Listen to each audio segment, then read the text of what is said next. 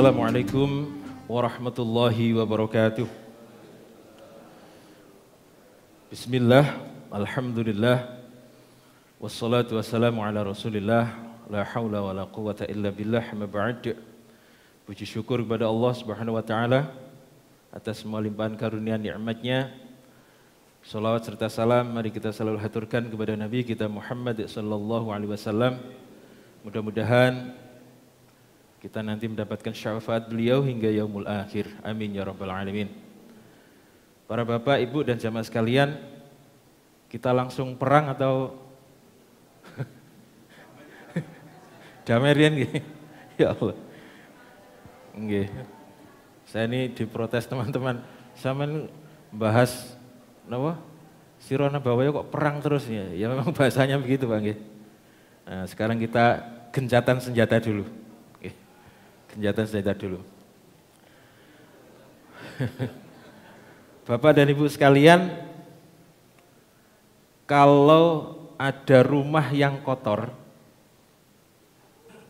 bau, kira-kira hewan yang kerasan, no Pak? Tikus, terus kecoa, namanya curut, namanya? Ya kira-kira 3 itu. Itu kerasan kalau di tempat-tempat yang kotor. Memang penciuman binatang-binatang yang jenengan sebut itu kebalik, Pak. Kalau kita ini penciumannya kan seneng yang wangi-wangi. Tetapi bagi hewan-hewan itu senengnya yang kotor-kotor. Senengnya yang kotor-kotor. Tikus, curut, kecoa itu senengnya yang kotor-kotor. Nah, kalau rumahnya bersih, wangi, kira-kira hewan apa yang kerasan? Banyak, Bang ya. Pokoknya hewan-hewan yang menyenangkan itu di tempat yang bersih-bersih dan harum. Termasuk burung nih, Bang ya. Burung itu seneng yang bersih-bersih. Kalau kotor ya penyakitan. Nah, di hari yang masih fitri ini, yang hatinya sudah bersih, tidak ada rasanya mangkel, angkat tangan Pak. Masya Allah, ibu-ibu 25% angkat tangan. Hatinya bersih, tidak ada rasa mangkel, sakit hati, apalagi dendam. Masya Allah, alhamdulillah. Kalau yang hatinya masih ada rasa mangkel, belum bisa memaafkan, angkat tangan. Bapak-bapak kayak mau ditakoi, mboten angkat tangan, Pak. Ini namanya gak jelas. Gak jelas giji. Takoi yang hatinya sudah bersih, nggak ada yang angkat tangan. Hatinya masih ada dendam, tidak ada yang angkat tangan. Ya memang kita ini sulit menilai diri sendiri memang ya. Saya ini masih sudah bersih apa belum itu kesusahan kita. Yang tahu hanya Allah. Jadi kita ini kalau masih membendam rasa sakit hati, belum bisa memaafkan, berarti itu hati masih kotor atau sudah bersih Pak? Kotor, hatinya kotor. Kalau hati kotor berarti yang masuk kewan apa Pak? Tikus, kecoa, curut itu, senengnya yang kotor-kotor. Masya Allah. Jadi memang kita ini disuruh untuk membersihkan hati. Wajib itu Pak. Jadi hati itu ibarat rumah. Itu punya 2 jendela. Jendela yang satu, ini ditunggoi malaikat. Jendela yang kanan. Yang kiri ditunggu setan. Kalau hati itu ada kerentek saja Pak, hati itu ada kerentek saja, hal-hal yang tidak baik, maka baunya sudah tercium oleh setan. Setan wis intip-intip. Kalau niat itu dipelihara terus, apalagi sampai dilaksanakan, maka hati ini akan semakin tercium bau busuk. Dan itu disenangi oleh setan. sehingga setan kemudian masuk ke dalam hati. Masya Allah. Jadi sekali lagi, hati itu ibarat rumah yang mempunyai 2 jendela, yang satu ditunggui setan, yang satu ditunggui malaikat. Kalau ada kerentek gitu mawon, yang namanya niat itu kan kerentek itu Pak, tidak baik, maka itu sudah tercium oleh setan. Nah karena baunya tidak enak maka malaikat pindah Pak. Itu kerentek ya. Malaikat sudah ancang-ancang pindah. Kalau dipelihara terus sampai dilakukan maka yang masuk ke dalam hati kita adalah setan. Ibarat rumah yang kotor, yang mau masuk ya kecoa tadi, kecoa, tikus, curut dan seterusnya. Masya Allah. Oleh sebab itu para jamaah sekalian, jadi yang namanya hati itu, kolbun itu memang bolak-balik Pak. Kadang-kadang tiba-tiba pengen yang baik, tiba-tiba pengen yang tidak baik. Maka ketika hati itu ada kerentek tidak baik, segera dicabut Pak. Kerentek tidak baik itu pasti ada. Ibaratnya sawah itu, yang namanya rumput itu pasti tumbuh. Nah kalau gak ditumbuhi padi, gak ditanami padi, maka yang subur adalah rumputnya. Ditanami padi saja, rumputnya masih bisa tumbuh. Tetapi kalau rumput itu tumbuh, terus ditanami padi, nah tiap hari rumputnya dicabuti, maka hati itu lama-kelamaan akan bersih, dikuasai oleh padi tadi Pak. Lalu caranya nyabut seperti apa atau bagaimana? Apa kira-kira Pak? Dengan istighfar. Jadi begitu kerentek dalam hati, aku kepingin, wah langsung astagfirullahaladzim. Kerentek dalam hati, aku kok ketokane luwih apik tindang orang itu, kerentek langsung dicabut dengan istighfar. Nah supaya tidak hanya bersih tetapi wangi, ditambahin apa Pak? Parfum. Bukan maksudnya hati itu loh. Kenapa? Di Ramadan kemarin kalau tidak salah pernah dibahas. Setelah ini lo yakin, ditambahi solawat, tambahi solawat. Jadi untuk membersihkan kotoran-kotoran dalam hati, kita menggunakan istighfar. Supaya harum, tidak hanya di laundry tapi juga dikasih pewangi, kita menggunakan solawat. Dan sebaliknya Pak, jika hati itu ada niatan baik, maka yang keluar, bau yang keluar dari hati itu adalah bau yang harum.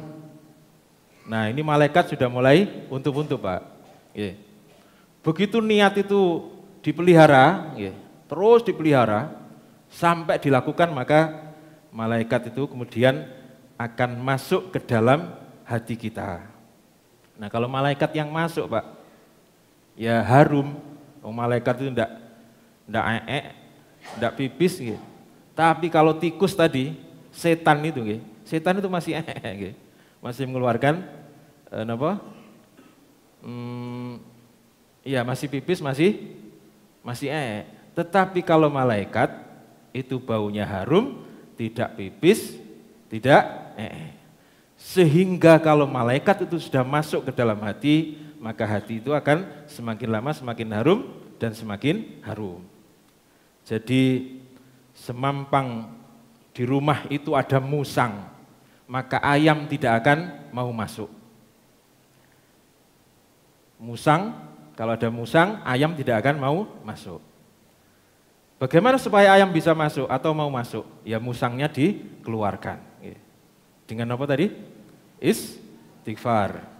Kemudian supaya harum dengan sholawat. Nah para jamaah sekalian, hari ini saya akan membahas tentang surat Al-Ikhlas. Apa surat Al-Ikhlas nih? Qul huwallahu ahad dan seterusnya. Berdasarkan kitab Al-Mawsu'atul Qur'aniyah, ayat ini turun pada urutan ke-22. Kira-kira di Mekah atau Madinah, Bu? Mekah atau Madinah? Mekah, yakin? Kenapa? Harus ada alasannya. Kenapa? Pendek? Pendek. Masya Allah, jamaah hidayah memang luar biasa. Kulhu atau Al-Ikhlas itu turun di Mekah. Cirinya apa? Pendek-pendek. Oke, betul. Oke. Jadi Al-Ikhlas ini turun di Mekah.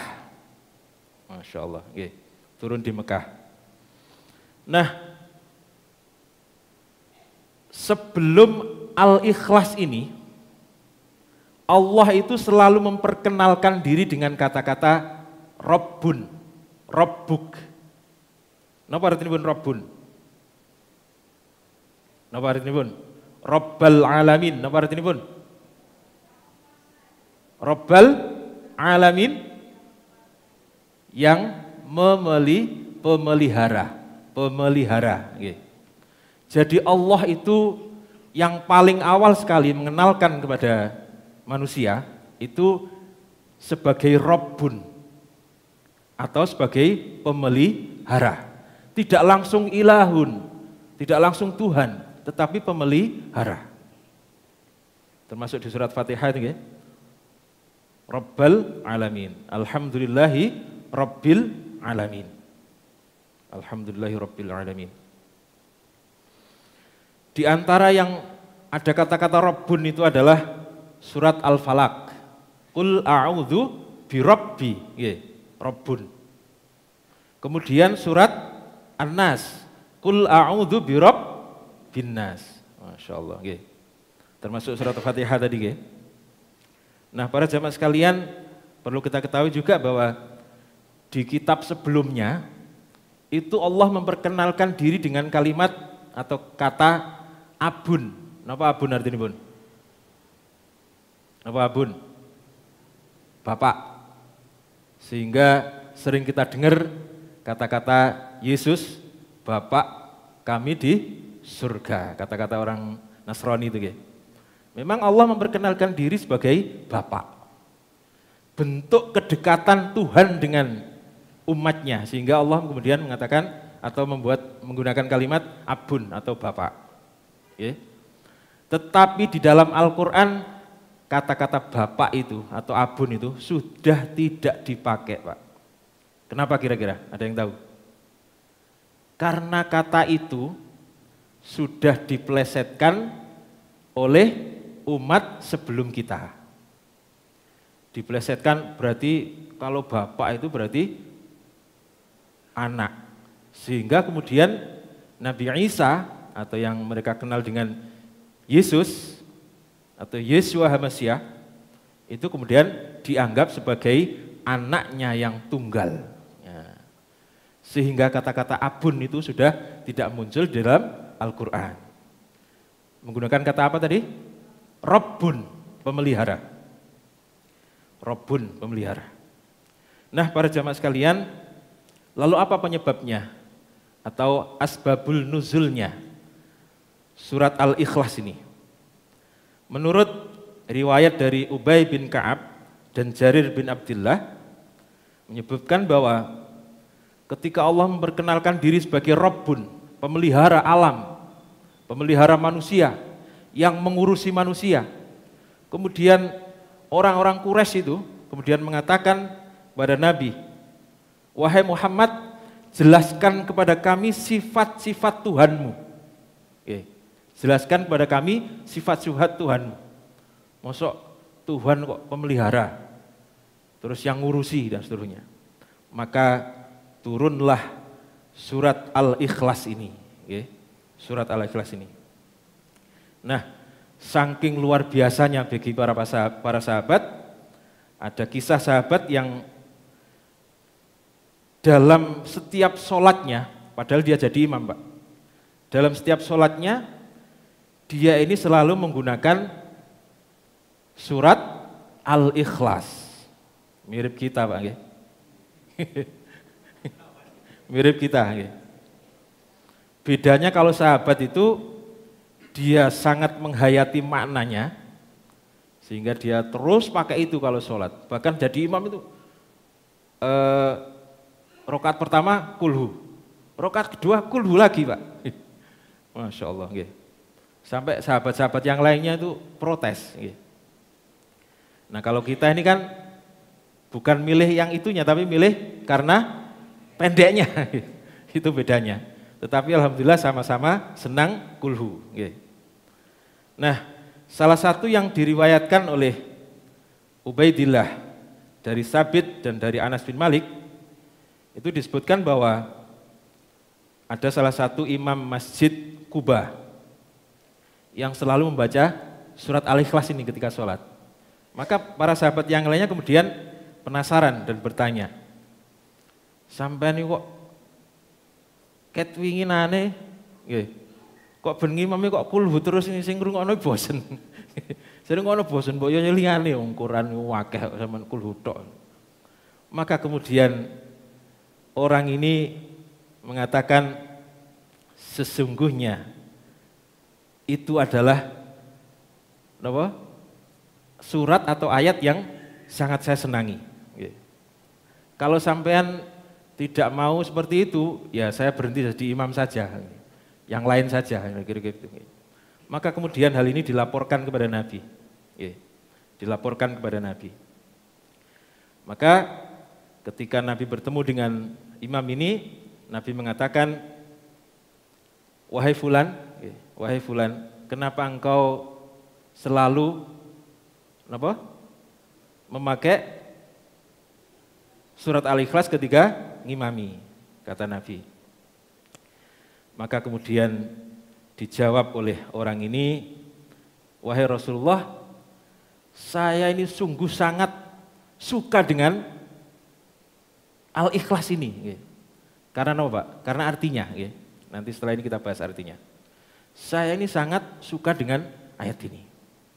Maka Nabi kemudian mengatakan, hubbuka iyyaha adkhalkal jannah.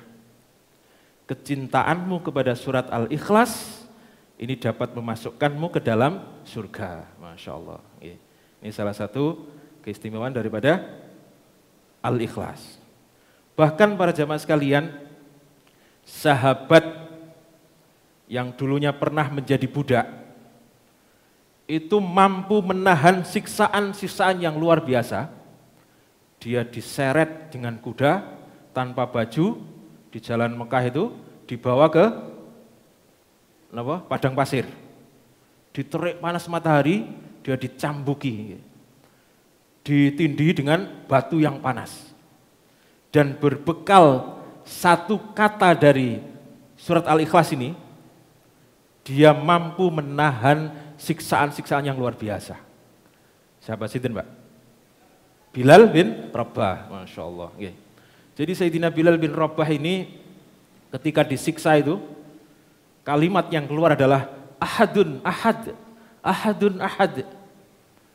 Karena beliau sebenarnya ingin melafalkan kul huwallahu ahad, tetapi yang dia tahu, yang dia baru dengar, yang dia hafal hanya ahadun itu saja.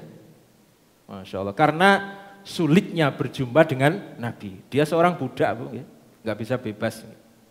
Krungu tok lumayan. Ahadun ahad. Nah sekarang kita bandingkan, kita ini hafal nama mboten Pak Al-Ikhlas?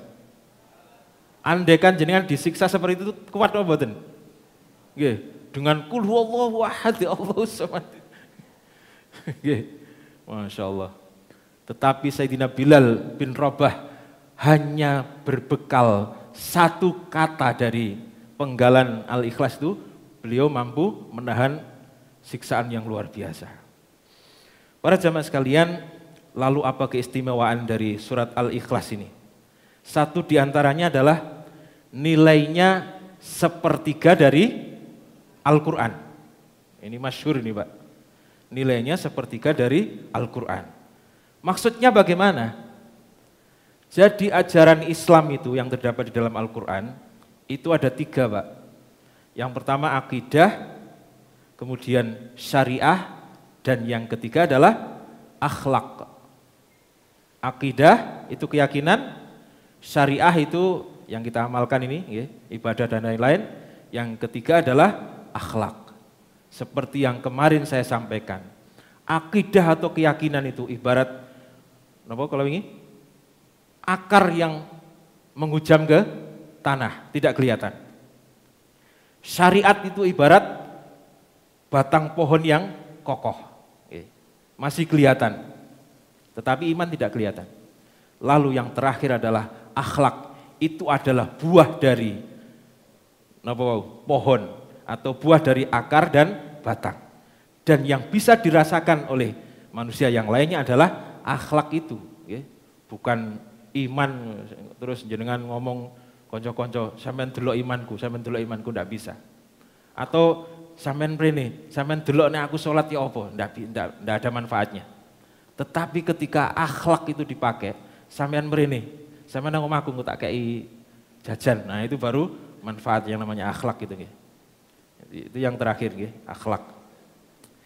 Nah, menurut panjenengan al-ikhlas ini termasuk yang mana dari tiga ini? Yang mana? Akidah, syariah, atau akhlak? Napa, Pak? Napa? Akidah, nggih. Qul huwallahu ahad, ahadun ahad. Akidah, keyakinan, Pak. Jadi keyakinan itu yang paling utama, tidak kelihatan tapi paling utama.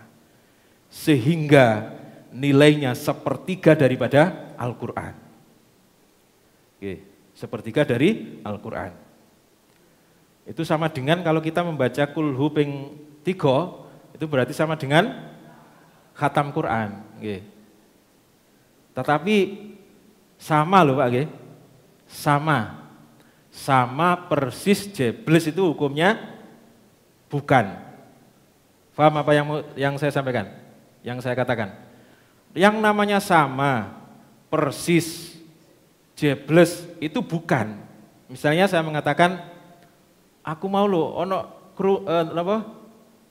melihat orang yang persis seperti sinten misalnya.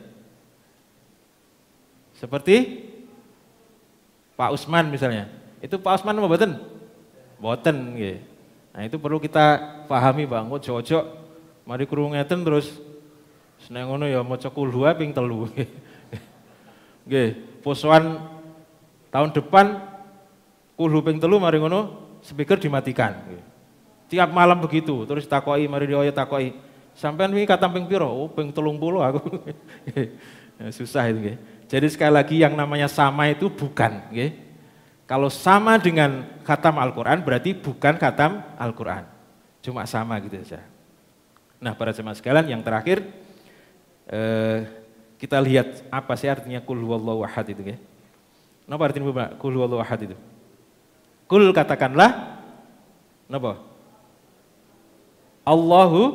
Allah ahadun esa, nggih. Kita masih mengenal bahasa esa, Pak. Bukan satu, nggih. Napa bedanya satu sama esa nih, Pak? Napa? Jangan nanti tangkel mboten. Apa sih bedanya esa mbek satu itu? Kok ketuhanan yang maha esa, nggih, di Pancasila itu. Kok ketuhanan yang maha satu kan enggak ada. Kalau satu itu kita akan berpikir dengan 2, 3 atau 4 dan seterusnya. Tetapi kalau esa itu ya memang satu-satunya, cuma satu itu, enggak ada lainnya. Ngerti nggih? Jadi kalau kabirun itu artinya apa, Pak? Besar, akbarun maha besar atau paling besar. Kalau wahidun itu artinya satu, ahadun artinya maha satu. Maha satu atau paling satu. Dalam bahasa kita bisa dikatakan maha tunggal. Yang namanya tunggal itu ya satu, bukan tunggal akeh, bukan. Kalau tunggal akeh itu 1, 2, 3, 4, 5. Qul huwallahu ahad. Allah maha esa. Allah itu esa. Masya Allah. Allah itu esa. Jadi ini menjawab pertanyaan orang-orang Quraisy yang mengatakan, sampean ngomong Tuhan sampean itu pemelihara, sifatnya seperti apa? Maka kemudian turun ayat ini. Qul katakanlah wahai Muhammad. Bahasa itu berarti waktu itu yang disuruh mengatakan adalah Nabi kita Muhammad. Allahu ahad, bahwa Allah itu esa. Masya Allah, Allah itu esa. Kemudian Allahus somad. Apa artinya pun? Allah tempat bergantung segala makhluk. Allahus somad. Allah tempat bergantung segala makhluk. Nah, as-somad ini mempunyai dua makna, Pak. Yang pertama adalah tumpuan harapan. Tumpuan harapan setiap makhluk. Yang kedua adalah sesuatu yang sangat padat. Tidak ada lubang sama sekali. Tidak ada pori-pori. Sehingga tidak memungkinkan sesuatu yang masuk ke dalam dan sesuatu yang keluar dari dalam. Maka sebagai penjelasnya nanti, itu kalimat yang berikutnya. Jadi para jamaah sekalian, pertama itu adalah tumpuan harapan setiap makhluk. Maka dalam perjalanan hidup setiap manusia, itu hampir bisa dipastikan seseorang itu pernah berdoa. Pernah berdoa, walaupun doanya kepada siapa. Sebab kita ini tidak bisa, keinginan kita ini tidak semuanya bisa terpenuhi. Misalnya, jenengan pun ngomong ke teman yang satu, gak iso juga, teman yang kedua tidak bisa juga. Atau ketika sedang sakit, sudah disarankan ke sana, diikuti, ke sana diikuti, ke sana diikuti, tapi tidak sembuh-sembuh juga. Maka tumpuan atau harapan terakhir adalah Allah. Ini yang disebut dengan as-somad. As-somad. Tempat tumpuan harapan. Atau tempat semuanya bergantung, yaitu Allah. Masya Allah. Nah, yang kedua adalah tidak berpori-pori atau zat yang sangat padat. Tidak ada lubang, sehingga tidak mungkin sesuatu itu masuk ke dalam maupun keluar. Kalau masuk ke dalam, kalau keluar cuma satu, nggak ada. Yang namanya masuk itu ke dalam. Sehingga zat ini tidak butuh makan, tidak butuh minum.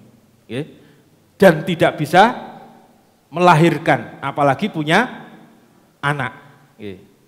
Maka kalimat berikutnya adalah lam yalid walam yulad, tidak beranak dan tidak diperanakkan. Masya Allah. Walam yakullahu kufuwan ahad, tidak ada yang setara dengannya. Di ayat lain disebutkan laisa kamislihi syai'un, bahwa Allah itu tidak ada yang mirip. Bahasa laisa kamislihi syai'un itu kalau diartikan tidak ada yang sepertinya. Tidak ada yang sepertinya, apalagi hanya sepertinya. Paham nih Pak? Coba yang apa cara jelasin? Tidak ada yang sepertinya. Ini misalnya ada tiga benda, ini yang paling utama. Yang kedua seperti ini, dan yang ketiga seperti ini. Paham? Yang pertama ini pokoknya. Kemudian ada benda yang mirip dengan ini. Terus yang ketiga, ada benda yang mirip dengan yang kedua. Maka laisa kamitslihi syai'un itu tidak ada yang sepertinya. Apalagi sepertinya langsung. Maka kalau panjenengan pernah membayangkan atau terlintas di dalam benak panjenengan, Allah itu seperti begini, itu berarti bukan Allah. Paham ya?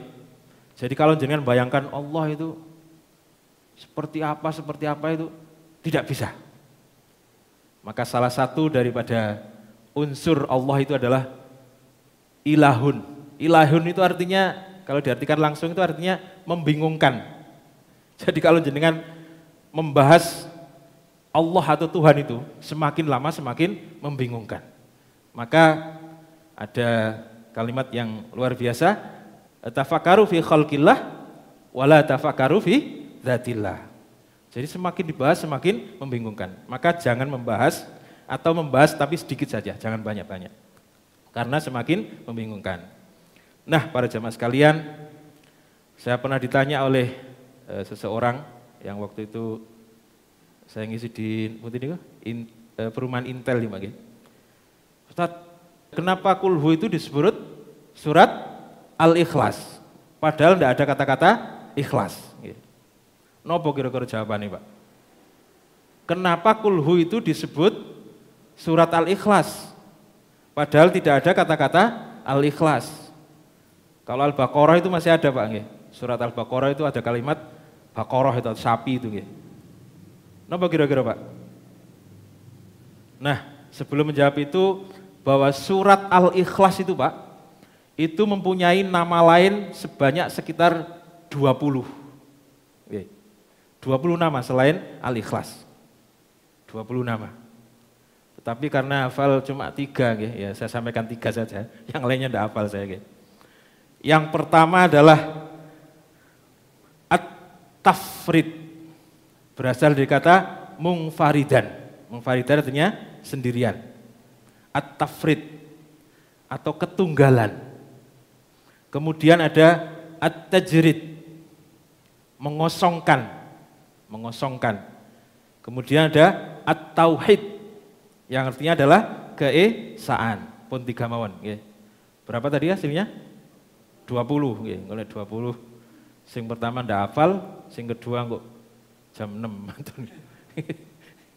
Tapi yang paling terkenal adalah Al-Ikhlas. Di mana-mana orang menyebut kulhu itu adalah Al-Ikhlas. Lalu kenapa dinamai surat Al-Ikhlas? Jadi ikhlas itu artinya adalah mengeluarkan sesuatu yang bukan pokoknya, yang tidak penting. Misal kita ini beribadah itu diharapkan kepada siapa Pak? Hanya kepada Allah. Maka kita harus mengeluarkan apa-apa sesuatu atau tujuan selain Allah. Itu namanya ikhlas. Kalau masih ada tujuan yang lain, nah ini penting ini Pak saya sampaikan Pak. Sebab sebagian kita ini sering ini Pak, mendengarkan atau mengamalkan, ayo maca sholawat, kok ben rezekine banyak ini. Nah ini bahaya, boleh tapi bahaya Pak. Yang pertama nanti tujuan kita bersholawat itu ternyata bukan untuk Nabi, tapi untuk supaya mendapatkan rizki. Yang pertama itu bahayanya. Yang kedua bahayanya, kalau tidak mendapatkan rizki ini dikhawatirkan putus asa. Apa jarene sholawat iki iso oleh rezeki. Ternyata tak amalno 3 tahun puancet ngene, akhirnya kemudian putus asa. Bahkan yang lebih bahaya adalah keluar dari Islam. Tetapi kalau sudah intermediate seperti kita ini, ya kalau bisa ya sholawat saja. Nah masalah rezeki dan lain-lain itu biar menjadi urusan Allah. Sebab Allah itu pasti menanggung seluruh apa yang dibutuhkan oleh hambanya. Jadi ikhlas itu adalah mengeluarkan segala sesuatu selain tujuan utama. Maka kalau ibadah tujuan utama adalah Allah, maka selain karena Allah sebisa mungkin dikeluarkan. Sebisa mungkin dikeluarkan. Karena ada calon mertua, karena ada dilihat orang dan seterusnya, semuanya dikeluarkan. Nah, para jamaah sekalian, di dalam surat Al-Ikhlas ini Allah mengeluarkan segala sesuatu yang merintangi keesaannya. Dikeluarkan semua. Jadi Allah itu esa, tidak ada yang lain. Ini sekaligus membantah Trinitas itu Bang ya. Sekaligus membantah bahwa Qul huwallahu ahad, Allah itu satu. Dan ada kalimat lam yalid walam yulad. Tidak ada anak, tidak diberanakkan dan seterusnya. Maka kemudian sekaligus surat ini menuntun kita untuk hanya bergantung kepada Allah. Oke? Hanya bergantung kepada Allah. Panjenengan boleh berobat ke dokter, oke? Tetapi dokter itu tidak bisa menyembuhkan, hanya bisa mengobati. Kalau dokter bisa menyembuhkan, anaknya dokter tidak ada yang meninggal, dokternya nggak ada yang meninggal. Kalau guru itu bisa mencerdaskan, maka anak-anak guru itu yang paling cerdas Pak. Tetapi buktinya banyak sekali anak guru yang tidak cerdas, tidak pinter. Bahkan kalau ngajar muridnya dewe, wapi kata-kata nih, begini nak, begitu ngajar anak dewe, ngisi-ngisi ya sama itu, bolak-balik tinggal gak paham, kadang malah gitu. Akhirnya menjadi tidak cerdas itu. Jadi sekali lagi Al-Ikhlas ini menuntun kita untuk hanya bergantung kepada Allah Subhanahu wa taala. Bapak dan Ibu sekalian, itu yang mungkin bisa saya sampaikan, ternyata agak panjang nggih. Ngapunten nggih.